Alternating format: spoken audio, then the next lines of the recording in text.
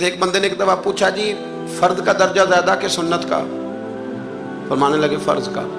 تو کہنے لگے پھر سیدھا منہ دھویا کریں، آپ وضو میں پہلے ہاتھ دھوتے ہیں، پھر کلی کرتے ہیں، پھر ناک میں پانی ڈالتے ہیں، تو منہ فرض تو منہ دھونا ہے پہلے، ہاتھ دھونا بھی وضو میں سنت ہے، ناک میں پانی ڈالنا بھی سنت ہے، کلی کرنا بھی۔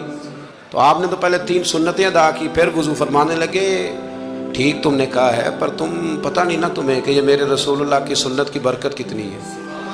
شریعت حکم دیتی ہے کہ پانی معتدل ہونا چاہیے وضو کرنے کے لیے، نہ زیادہ ٹھنڈا ہو نہ زیادہ گرم ہو، زیادہ گرم ہو تو منہ جل جاتا ہے۔ اور شریعت حکم دیتی ہے کہ پانی بد ذائقہ نہیں ہونا چاہیے، اور حکم دیتی ہے کہ بدبو والا نہیں ہونا چاہیے۔ فرمایا اس لیے ہمارے نبی نے پہلے ہمیں 3 سنتیں دیں کہ ٹوٹی کے نیچے نا ہاتھ کر کے دیکھ لو پانی زیادہ گرم تو نہیں، اور کہیں منہ نہ جلا لینا۔ اور پھر ہمارے نبی نے ہمیں سنت دے کے بتایا کہ منہ میں ڈال کے دیکھ لو بد ذائقہ تو نہیں، پھر کہا ناک میں ڈال کے دیکھ لو کہ اس سے بو تو نہیں آتی۔